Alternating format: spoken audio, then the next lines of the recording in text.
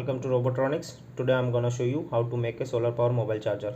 For that we require 6 volt solar panel 2 number and 5 volt charging module, and I'll provide the below link from where you can purchase this product. And now let me show you the making of this solar power mobile charger.